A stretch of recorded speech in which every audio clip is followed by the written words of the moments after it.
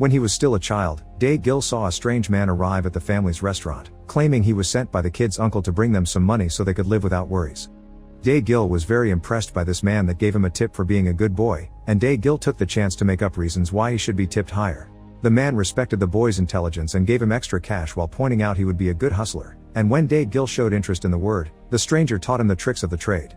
Since then, Dae-gil has been gambling and winning, thanks to cheating at every opportunity, starting with pogs during middle grade and moving into actual money in high school. Now in the present, an adult Dae-gil works as a delivery boy, but he still joins card games to keep on gambling. One day, he's invited to a game at Gwang Chol's place and Dae-gil gets to meet the sister Mina, who is tired of seeing Gwang Chol waste money on an addiction. Dae-gil instantly falls in love with her and tries to ask her out, but Mina responds by screaming to make her brother think she's being attacked and getting him to beat up Dae-gil. On his way home, Dae-gil sees his grandfather sneak out and go to a gambling den, where the old man loses and causes a scene by accusing everyone of cheating. The guy in charge, nicknamed Ghost, and his bodyguard take Grandpa to another room to beat him up for his behavior. Dae-gil comes to his rescue and after knocking out the bodyguard by surprising him from behind, he goes against Ghost, who is armed with a knife. In the struggle, Dae-gil accidentally stabs Ghost, so he and Grandpa flee the place before they can be caught. At home, Dae-gil's mother gives him the bag of money the uncle sent years ago and she never touched, asking him to go away to the big city and lay low for a while. Dae-gil accepts this as the best idea, but before leaving, he stops by Mina's house to tell her he isn't good enough for her now, but he'll come back as a better worthy man and marry her. When he makes it to the city, Dae-gil rents an old small apartment and contacts his old friend Charlie, who works in a renowned gambling den. Charlie's job is pretending to be another player to beat the real attendants through cheating, then take the money back to the boss Ko-jang, who pays him a commission. Thanks to Charlie, Dae-gil gets a job there as a skivvy, and he uses his charms and tricks to sell lots of refreshments and cigarettes to the clients, earning him extra tips. During his shifts, he also gets to meet the den's other employees like Seo and Madam Song, who like Charlie, pretend to be players to make everyone lose. There's also Ms. Wu, a beautiful widow customer who Dae-gil quickly gets a crush on. 5 months later, Ko-jang thinks Dae-gil has shown he's trustworthy and loyal enough to become a fake player like Charlie. Soon, Dae-gil is winning games and climbing up as the best player in the den, earning him Ko-jang's favoritism, which makes Charlie jealous. Now Dae-gil can afford good clothes and a luxury apartment, so when one night he finds Ms. Wu crying in the parking lot because she lost again, he invites her to his place to teach her how to play better. After a few hours of playing cards, Ms. Wu hits on Dae-gil, who at first tries to think of Mina but ends up giving in to Wu's advances. Since then, the two of them begin dating. Sometime later, Ko-jang chooses Ms. Wu as their next victim to be left bankrupt. The plan is to make her win for a while before striking and making her lose it all. Dae-gil warns Wu of this plan and asks her not to come back to the den, but Wu doesn't listen and shows up anyway. Using the tricks Dae-gil taught her, Ms. Wu outsmarts the others and wins anyway, causing the bankruptcy of the den. A few days later, without having heard from Wu again, Dae-gil needs a new place to make money, so Charlie invites him to a private game with a rich man called Jang, who comes with a big surprise. The fourth player is Mina, who seems to be this guy's lover. The game starts in Dae-gil's favor, and Charlie thinks they should stop while they can and leave with the money, but Dae-gil wants to keep going for bigger earnings. This proves to be a mistake when Mina distracts Dae-gil and he ends up losing it all. It turns out Jang has been working for Ko-jang and Seo all along, because they had found out Dae-gil had been dating Wu and thought he had helped her win, meaning they wanted revenge. A month after the game, Dae-gil still hasn't paid, so Jang sends his men after him to get his kidney as part of the payment. During the kidnapping, Dae-gil's hand gets broken.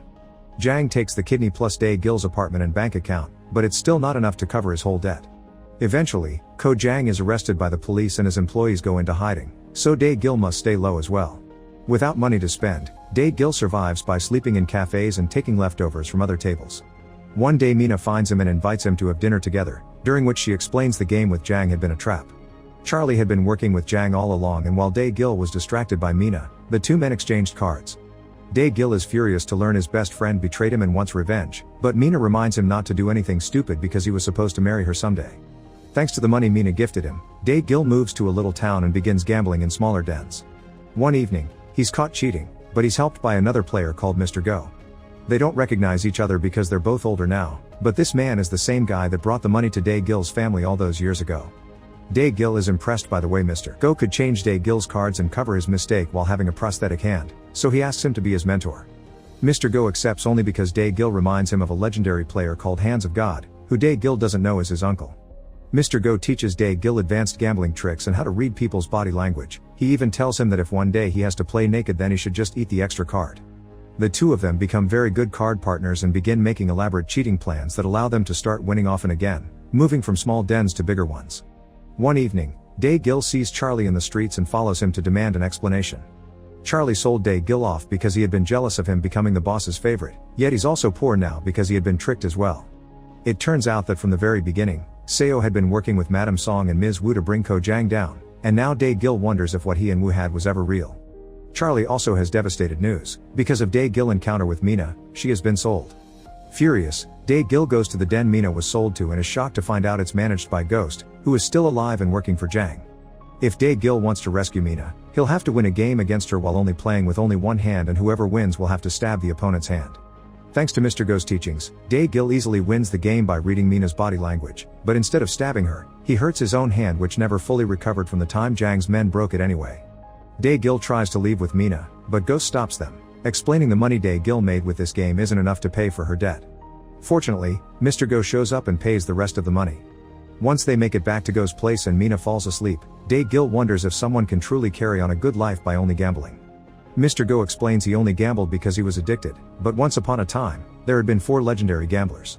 One of them fell off a train under mysterious circumstances, the second lost his ear to the third, called Augie, who is also the guy that cut Go's hand and is known to be evil. All gamblers have misfortune as their fate, which is why the 4th legendary gambler, Hands of God, left during a huge game he was about to win, not wanting to have a dark future too. If Day-Gil wants a good life with Mina, Go thinks he should quit as well. Sometime later, Day-Gil takes Mina out to dinner and learns what happened to her. Her brother Guang Chul used to gamble with Ghost, and one night, when Mina went to pick him up, she got to meet Jang, who became obsessed with her. Jang made a plan to set up Guang Hul with a gambling doctor that put him in Ghost's debt, causing Mina to show up to help her brother by working as a hustler. However, while she played, Jang's men would slip something in her coffee, then send her to spend the night with some of the clients, and now Mina considers herself a filthy woman. Guang Chul lost it when he heard what happened to her and killed the doctor that tricked him, for which he was sent to jail. Day-Gil explains he doesn't care because he's a dirty man too, so he wants to spend his life with her, and the two of them finally kiss. Meanwhile, Jang is furious with Ghost for having sold Mina and orders him to get her back no matter what.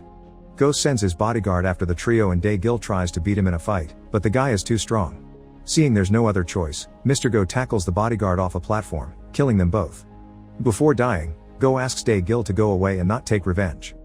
Day-Gil doesn't listen and begins preparing a plan to get Jang back. Mina visits Guang Chul in prison to get the names of 2 criminal friends that are experts at setups. With their help, they make Madame Song lose everything. Then Mina pretends to be a naive rich girl that Song can take advantage of. Mina pretends to lose it first, and once Song is tricked into a false sense of security, she wins it all back. Since Song is desperate now, Day-Gil pays her off to get them a game with Seo, who Mina defeats as well before handing him to Ko Jang so he can have his revenge too. All this money allows Day-Gil and Mina to move into a nicer apartment and keep paying Guang Chul's friends for their help. Next, Day-Gil gets in contact with Miss Wu again to use her to get Jang, offering her a commission too. Jang sees through Miss Wu's act though, and doesn't accept her as his new player. In fact, he guesses Day-Gil must be using her. After Wu leaves, Jang worries he may be robbed by Day-Gil soon and moves all his money to an abandoned building nobody knows about. However, this had been the plan all along. While leaving, Wu had touched Jang and planted a tracker that showed the group the location of the money. To make revenge sweeter, they only steal half of it, then send the police to find the other half. Jang falls under an investigation for illegal gambling and bribing of officers, so he runs away and the government puts a reward on his head. Day-Gil meets with Wu to pay her, but when she sees him with Mina, she gets jealous and goes to find Jang to tell him everything. Day-Gil and Mina are getting ready to leave the country when they get a call from Jang, who has kidnapped Guang Chul's friends and demands to get his money back in exchange for their lives.